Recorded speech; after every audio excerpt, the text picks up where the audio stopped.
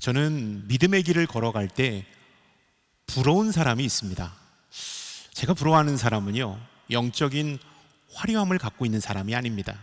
어떤 영적인 큰 은사와 능력이 있는 사람이 아닙니다. 제가 믿음의 길을 갈 때 정말로 부러워하고 존경하는 사람은 성숙한 사람입니다. 영적으로 성숙한 사람입니다. 말씀과 삶이 일치하는 사람입니다. 하나님과 친밀하게 그 인생을 걸어가는 사람들을 볼 때면 부러움을 넘어 존경의 마음이 들기까지 합니다. 나도 저렇게 돼야 되는데 나는 아직 멀었구나 라고 생각하며 목사인 제가 절로 그런 분들을 볼 때 고개가 숙여지고 존경의 마음이 느껴지는 것이 사실입니다. 에베소서 4장 13절의 말씀에 보면 이렇게 성경은 우리에게 말씀하고 있습니다. 우리는 모두 하나님의 아들을 믿는 것과 아는 지식에 하나가 돼 온전한 사람을 이루어 그리스도께서 충만하신 정도에까지 도달해야 합니다. 개역개정으로 보면 그리스도의 장성한 분량에까지 이르러야 합니다 라고 말씀하고 있습니다. 하나님은 우리가 그리스도의 충만함까지 성장하기를 원하신다라는 사실을 기억해야 합니다. 적당하게 신앙생활하는 것이 아니라 어느 정도까지만 신앙생활하고 멈추는 것이 아니라 우리의 신앙은 끊임없이 계속해서 성장해야 함을 성경은 우리에게 가르쳐 주고 있다라는 사실입니다. 여러분, 그렇다면 어떻게 해야 우리는 충만한 데까지, 그리스도의 장성한 분량에까지 이룰 수 있을까요? 신학교 옆에 있는 성경 학원에 단기 속성반이라도 끊어서 열심히 공부하면 우리의 신앙이 성숙해질까요? 아니면 능력 있는 목사님에게 안수기도를 받으면 우리의 신앙이 금방 성숙해질까요? 여러분, 의외로 답은 간단합니다. 우리의 신앙이 성숙해지려면 믿음이 커야 합니다. 믿음이 성장해야 우리의 신앙은 성숙해질 수 있다라는 사실이죠. 그리스도인들은 날마다 우리의 믿음의 성장을 위하여 노력해야 한다라는 사실을 기억해야 합니다. 사실 부끄럽지만 우리는 세상 일에는 노력을 아끼지 않았습니다. 내가 좀 높은 연봉을 받을 수 있다면 밤잠을 설치며 그 프로젝트와 일에 매진했던 것이 사실입니다. 내가 성공할 수만 있다면, 내가 지금보다 조금 더 나은 자리에 처해질 수만 있다면 우리는 최선을 다하여 성장하려고 노력했던 것이 사실입니다. 그러나 우리의 믿음에 있어서는 욕심을 내지 않았죠. 그래서 늘 언제나 다람쥐 쳇바퀴 돌듯 우리의 신앙은 영적인 어린아이 수준에 머물렀기 때문입니다. 주님은 우리가 그리스도의 장성한 분량에까지 이르기를 원하신다라고 말씀하고 있습니다. 그러면 어떻게 해야 될까요? 우리의 믿음이 성장해야 합니다. 우리의 믿음이 피워나야 우리는 성숙한 그리스도인으로 이 땅을 살아갈 수 있다라는 사실입니다. 오늘 우리가 읽은 이 본문 말씀, 믿음이 어떻게 피어나게 하는지 이 성경은 우리에게 가르쳐 주고 있습니다. 믿음이 피어나는 영적인 비결을 오늘 열왕기하 5장의 말씀은 우리에게 가르쳐 주고 있습니다. 오늘 본문 말씀의 배경은 이렇습니다. 엘리야 선지자가 사역했던 시대를 말씀하고 있습니다. 이때 이스라엘은 아람의 지배를 받고 있었다라고 말씀하고 있습니다. 또 오늘 본문 말씀을 자세히 들여다보니까 아람 왕의 신임을 받는 군 사령관인 나아망이 몹쓸 피부병에 걸렸다라고 말씀하고 있죠. 근데 갖은 방법을 다 동원해서 그 병을 고쳐보려고 했지만 그 병이 낫지 않았다. 그런데 그때 이스라엘에서 포로로 잡아온 이 아이가 이 나아만의 아내에게 이렇게 말했습니다. 이스라엘에는 능력 있는 엘리사 선지자가 있습니다.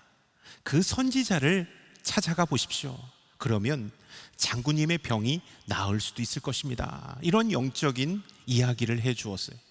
그래서 나아만 장군은 지푸라기라도 잡는 심정으로 이스라엘 땅 엘리사를 찾아오게 됩니다. 그때 어떻게 됐는지 10절과 11절의 말씀 우리 한번 읽어보도록 하겠습니다. 엘리사는 심부름하는 사람을 집 밖으로 보내 나아만에게 말했습니다. 가서 요단강에서 몸을 7번 씻으시오. 그러면 당신의 피부가 회복돼 깨끗해질 것이요. 그러자 나아만은 화가 나 돌아가면서 말했습니다. 내 생각에는 그가 직접 내게 나와 서서 그의 하나님 여호와의 이름을 부르고 상처 위에 손을 흔들어 내 나병을 고칠 줄 알았다. 여러분, 지푸라기라도 잡는 심정으로 엘리사를 찾아온 나아만에게 이 엘리사는요, 본인이 직접 나가지도 않고 심부름꾼을 시켜서 이렇게 말했습니다. 가서 요단강에서 몸을 7번 씻으십시오. 그러면 나을 것입니다 라고 얘기했다라는 것입니다. 여러분, 이 이야기를 들은 나아만 장군은 몹시 화가 났습니다. 그리고 불쾌해서 그냥 아람으로 돌아갔다라고 성경은 말씀하고 있습니다. 감히 내가 누군데, 내가 아람 왕의 신임을 받는 군사령관인데 네가 어찌 감히 나에게 이럴 수 있느냐라고 자존심에 엄청난 상처를 입고 돌아갔습니다. 여러분, 이 나아만 장군은 이렇게 얘기했습니다. 내가 가면 네가 친히 나와서, 엘리사 당신이 친히 나와서 내 병을 하나님 앞에 친히 기도해 줄 알았다. 그런데 집 앞에까지 내가 찾아왔는데 나와보지도 않고 심부름꾼을 시켜서 이렇게 하라? 나에게 명령을 하다니 라고 생각하면서 몹시 불쾌했다라는 것입니다. 여러분, 나아만 장군은요, 알량한 자존심 때문에 첫 번째 병을 치유할 수 있는 기회를 날려버렸다라는 것을 우리가 이 말씀 속에서 기억했으면 좋겠습니다. 여러분, 영적인 소리에 자존심과 세상적인 타이틀을 내려놓아야만 내 안에 믿음이 피어날 수 있다라는 사실을 우리가 기억해야 합니다. 많은 사람들이요, 교회에 옵니다. 근데 그냥 있다가 한두 주 정도 교회를 빠져나갑니다. 그리고 더 이상 교회에 예배드리러 오지 않습니다. 왜 그럴까요? 내가 교회에 와서 예배를 드리면, 내가 교회에 오는 순간부터 하나님께서 은혜와 축복을 내려주시고 내가 기도하는 모든 것들은 다 이루어질 줄 알았는데, 막상 교회에 와서 예배드려도, 하나님 앞에 기도해도 응답이 없습니다. 하늘에서 부어지는 축복이 눈에 보이지 않으면 아, 하나님 없나 보다, 그렇지 뭐 라고 생각하면서 교회에 왔다가 그냥 썰물처럼 교회를 빠져나가는 분들이 많다라는 사실입니다. 여전히 세상적인 눈으로, 세상적인 가치관으로 보면서 있기 때문에 우리에게는 믿음이 생겨나지 않는다라는 사실입니다. 여러분, 낀 안경, 렌즈에 오물이 묻고 먼지가 묻으면 앞이 잘 보이지가 않습니다. 앞을 잘 볼 수가 없습니다. 그때는 깨끗이 렌즈를 다 닦고 깨끗이 그것을 청소한 다음에 환히 볼 수가 있는 것입니다. 내 안에 세상적인 타이틀, 세상적인 지위, 내가 갖고 있는 알량한 자존심으로 신앙 생활을 하게 되면, 영적인 세계를 바라보면 절대로 믿음이 생기지 않는다라는 것입니다. 불만이 생기고 세상적인 가치관과 시각으로 교회를 바라보고 하나님을 바라보기 때문에 불평과 불만과 정죄와 비난의 마음이 우리 가운데 더 많이 들게 되는 것을 보게 됩니다. 여러분, 그때는 어떻게 해야 될까요? 다 내려놓아야 합니다. 내가 갖고 있는 타이틀도, 내가 갖고 있는 모든 세상적인 지식들도, 내가 지금까지 누려왔던 모든 것들을 다 내려놓고 하나님 앞에 내가 죄인인 것을 고백하면서 가장 부족한 자의 모습으로, 가장 연약한 자의 모습으로 주님 앞에 서 있을 때 우리 안에 믿음이 생겨나고 우리 안에 하나님의 축복이 임하게 된다라는 사실을 여러분 기억할 수 있길 바랍니다. 오늘 이 자리에 처음 교회에 나오신 분이 계십니까?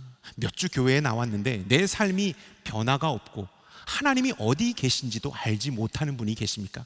그렇다면 여러분, 가장 연약한 자의 모습으로 세상의 모든 것들을 다 내려놓고 하나님 앞에 가장 연약한 자의 모습으로 그분 앞에 나아갈 수 있길 바랍니다.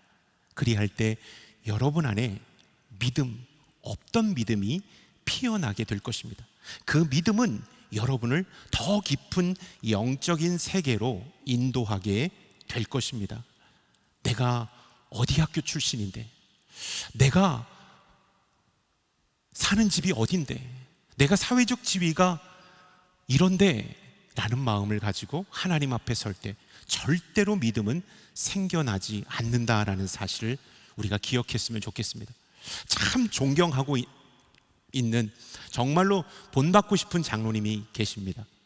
정말로 사회적인 스펙도 화려했고 지금은 은퇴하셨지만 정말로 남부러울 것 없이 산 분이세요.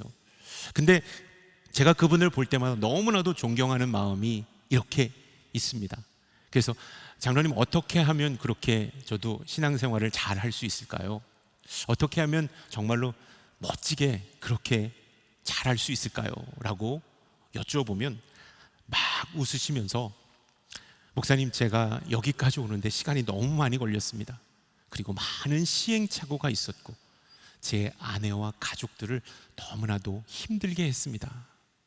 사실 저는 교만한 사람이었습니다. 세상 무서울 것이 없는 사람이었어요. 교회에 와서도 똑같이 행동했습니다. 물론 예배도 드렸죠. 하나님의 말씀도 들었습니다. 그러나 세상적인 가치관을 내 가슴 속에 꽉 쥔 채 말씀을 들었고 신앙생활을 했고 열심히 교회 공동체 안에 소속되어 있었습니다. 그럴 때마다 저에게는 믿음이 생기지 않았고 인간적인 열심으로 신앙생활을 이끌고 나가다 보니까 사람 때문에 상처받고 내가 왜 이곳에 와서 신앙생활하나 라는 깊은 회의감에 들었던 것도 사실입니다. 그 시간이 오래 계속되었습니다. 그런데 사랑하는 아들이 갑자기 아팠습니다. 큰 질병으로 인하여 그 아들을 위해서 내가 아무것도 해줄 수 없다라는 그 사실 앞에 저는 하나님 앞에 완전히 엎드리게 되었습니다. 내가 갖고 있는 힘과 능력이 아무런 소용이 없었습니다. 그리고 하나님 한 번만 살려주신다면, 제 아들을 한 번만 살려주신다면 진짜 하나님 앞에 완전히 엎드리겠습니다. 그리고 하나님의 사람이 되겠습니다 라는 각오와 결단으로 눈물로 하나님 앞에 기도했다고 합니다. 그리고 나서 시간이 흐르면서 당신의 신앙이 성숙해졌고 하나님 앞에 바른 모습으로 서게 되었다라는 간증을 제가 묻고 집요하게 물어서 해 주셨습니다. 제가 갖고 있는 타이틀과 세상적인 힘은 하나님을 만나는데 걸림돌이 되었습니다 라는 이 말씀, 여러분, 내가 갖고 있는 모든 세상적인 힘과 능력을 내려놓을 때 우리 안에 믿음이 피어나게 된다라는 사실을 기억할 수 있길 바랍니다. 13절의 말씀 우리 읽도록 하겠습니다. 나아만의 종들이 그에게 와서 말했습니다. 내 아버지여, 만약 제 예언자가 당신께 엄청난 일을 하라고 했다면 하지 않으셨겠습니까? 하물며 그가 당신께 몸을 씻어 깨끗하게 되라고 말했는데 못할 까닭이 있습니까? 나아만 장군은 엘리사를 만나지 못하고 불쾌한 마음을 안고 아람 땅으로 돌아왔습니다. 그때 나아만 장군을 사랑하는 종들이 이렇게 간곡하게 부탁했어요. 장군님, 그냥 요단강에서 7번 몸을 씻고 나오는 것 쉬운 일 아닙니까? 믿져야 본전 아니겠습니까? 그냥 눈 하나 딱 감고 한번 들어갔다 나오시죠. 7번만 들어갔다 나오시죠. 어려운 일도 아니지 않습니까? 한번 해보십시오. 해보십시오. 라고 이렇게 간곡하게 말씀을 했습니다. 저는 이 말씀, 13절 말씀을 읽으면서 이 종들의 진정성이 느껴졌습니다. 나만 장군을 사랑하는, 우리의 주인님을 사랑하는 이 종들의 진정성이 느껴졌어요. 이 종들의 말을 들은 이 나만 장군은 다시 한번 이스라엘 땅으로 들어갑니다. 그리고 믿져야 본전이라는 생각으로 7번 요단강에 들어가는 그러한 실천을 행하게 되죠. 분명히 종들이라는 표현을 썼습니다. 그의 종들, 한 번 얘기했던 것이 아니죠. 계속해서 종들이 한번 해보시죠.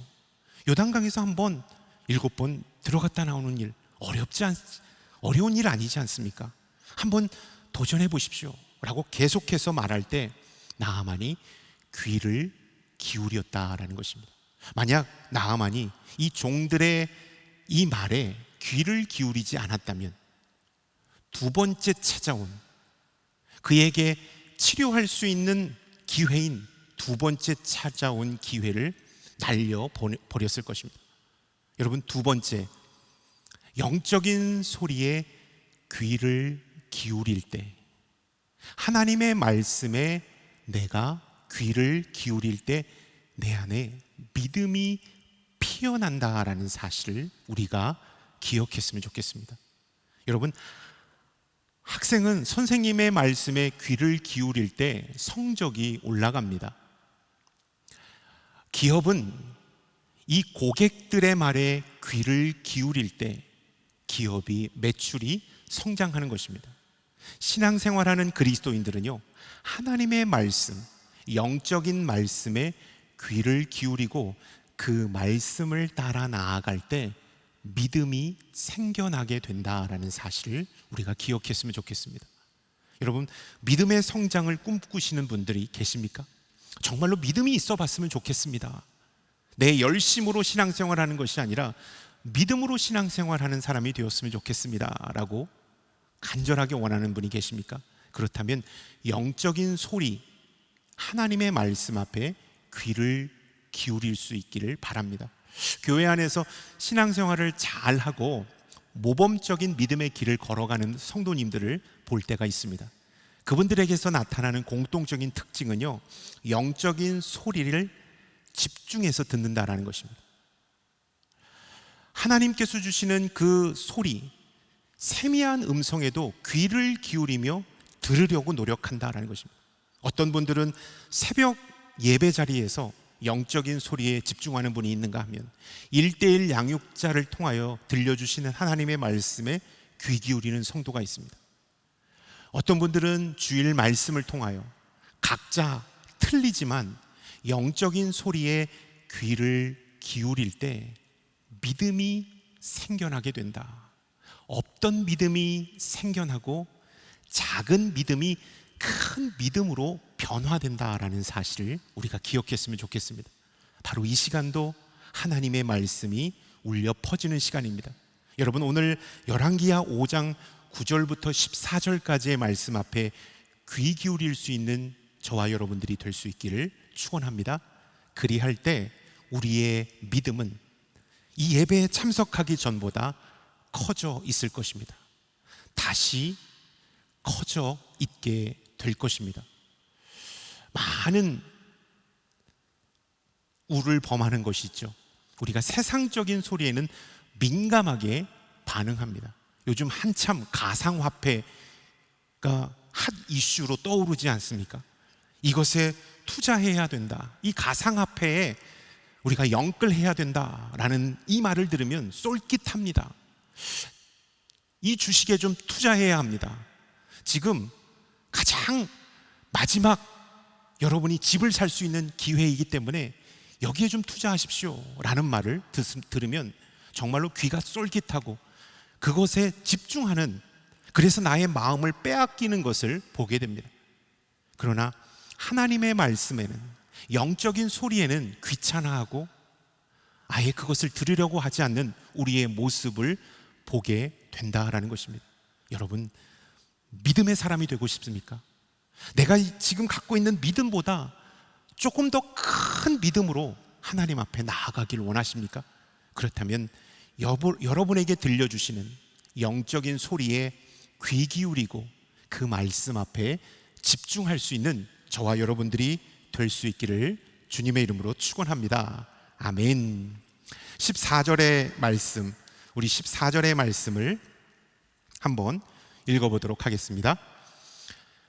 그러자 그는 하나님의 사람이 말한 대로 내려가 요단강에 7번 몸을 푹 담갔습니다. 그러자 그 피부가 어린아이 피부처럼 회복돼 깨끗해졌습니다. 종들의 말을 듣고 이스라엘 땅 요단강에 7번 들어갔다 나오기를 반복하였을 때 이 악성 피부병이 깨끗하게 되었다라고 성경은 말씀하고 있습니다. 어린아이 피부처럼 회복돼 깨끗하게 되었다, 완전 치유되었다라는 것을 말씀하고 있습니다. 여러분, 믿음은 순종할 때 피어나게 된다라는 사실, 그 말을 듣고 실천에 옮겼을 때, 순종하였을 때 그의 피부가 깨끗하게 회복되었다라는 사실을 말씀하고 있습니다. 영적인 소리, 그 영적인 소리에 순종할 때 내 안에 믿음이 피어나게 된다라는 것입니다. 여러분, 하나님은요, 우리 안에 세팅해 놓으셨어요. 믿음을 세팅해 놓으셨는데 우리가 순종하면 그 믿음이 생겨나도록, 그 믿음이 배가 되도록, 그 믿음이 큰 폭풍 성장을 할 수 있도록 하나님께서 우리 안에 세팅해 놓으셨다. 아브라함이 모리아산에서 이삭을 제물로 드리는 순종을 하였을 때 그가, 하나님께서 내가 너를 이제 나를 사랑하는 줄 알겠다라고 인정해 주셨고, 믿음의 조상이 되는 그러한 축복을 계속 이어나갈 수 있도록 해 주셨다라는 사실입니다.